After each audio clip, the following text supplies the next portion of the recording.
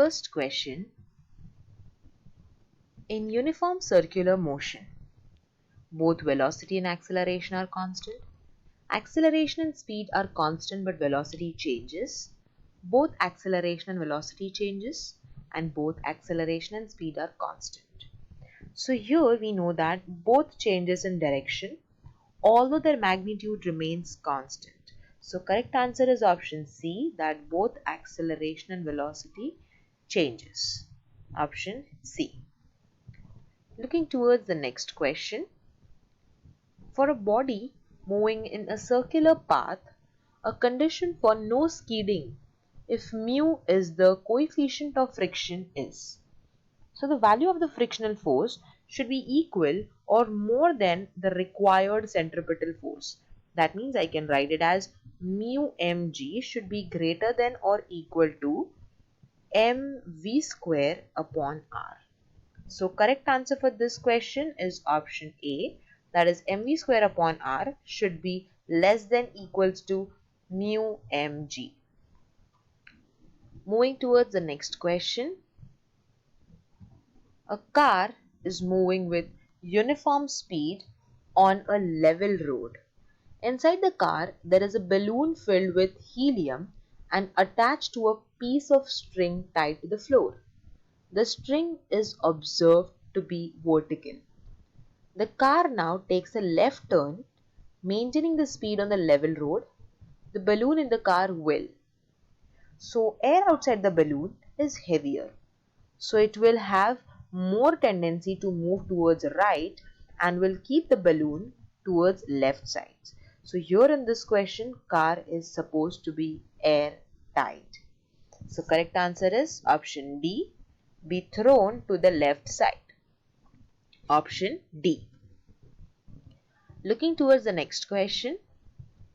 A body is projected horizontally from a height with speed 20 meters per second. What will be the speed after 5 seconds if g is equals to 10 meters per second? So now we know that the horizontal velocity, suppose Vx, is given as 20 meter per second, and vertical velocity Vy is given as u plus gt. Now we know u is equals to 0, that is the initial velocity, plus g is given, that is 10, and t is also given, that is 5. So it comes out to be 50 meter per second. Now the net velocity nu is equals to under root of nu x square plus nu y square, that is equals to under root of 20 the whole square plus 50 the whole square. And when we solve this out, it comes out to be 54 meter per second. So correct answer for this question, 54 meter per second, is option A. Looking towards the last question. A stone is projected from the ground with velocity 50 meter per second at an angle of 30 degree. It crosses a wall after 3 seconds.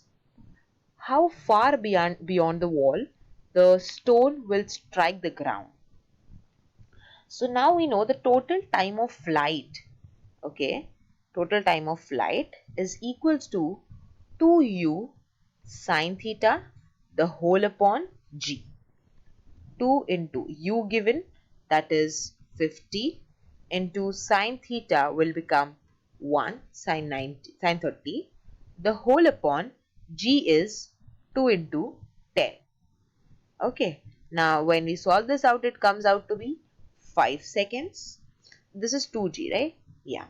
Now the time to cross the wall, that is 3 seconds, is given. Time in the air across crossing the wall is expected as 5 minus 3, which is equals to 2 seconds. Therefore, the distance travelled beyond the wall will be equal to u into cos theta into t. Now u is 50, cos 30 is root 3 by 2 into t is 2 seconds, and this comes out to be 86.6 meter. So correct answer for this question is seems out to be in option C. So correct answer is option C, 86.6 meter.